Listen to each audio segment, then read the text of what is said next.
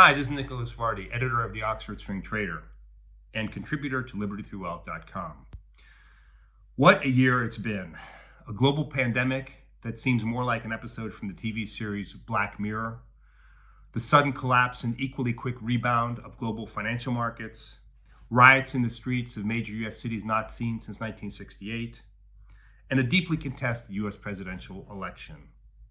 2020 was certainly one of the most notable years in U.S. and indeed global history. I took 3 lessons from this remarkable year. First, no one can predict the future. 2020 was a genuine black swan event. The COVID-19 pandemic was an event that no one could have predicted, yet it was one that made all the difference.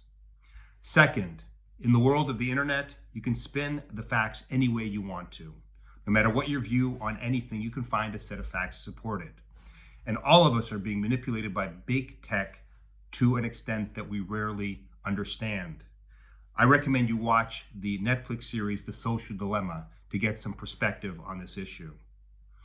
Third, the development of the vaccine to fight the COVID-19 pandemic was a remarkable achievement for humanity, rivaling the achievement of landing a man on the moon. If there's anything to make me optimistic, it was this. With these caveats, let me venture 2 investment-related predictions for the coming year of 2021. Prediction number 1, COVID-19 recovery stocks will double yet again. As Baron Rothschild famously advised about investing in the stock market, buy when there is blood in the streets. The COVID-19 epidemic of 2020 certainly qualifies as such. One rule of thumb I use is to look for stocks that are down by at least 90%. Let's look at the mathematics of why investing in stocks trading at such a massive discount can be so powerful. Say you buy a $2 stock that the market once valued at $100. You're buying the stock at a 98% discount. Suppose things get only slightly better and the stock moves up to a 90% discount compared to its previous price. If you bought the stock at $2 and the stock is now trading at $10, you've already made 4 times your money. Buying cruise lines, airlines, casinos, and hotels back in April offered just those kind of opportunities. And I expect these stocks to double yet again from current levels. Prediction number 2, most of 2020's newly minted paper fortunes will disappear. The story arc of financial speculation never changes.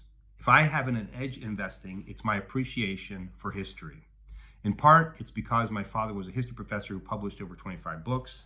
In part, it's because I grew up ingrained with an appreciation of the past that few Americans have. Let me share 2 tidbits of historical wisdom in some pithy quotes. Those who don't know history are condemned to repeat it, by George Santayana, and The Financial Memory is Very Short, by Harvard economist John Kenneth Galbraith.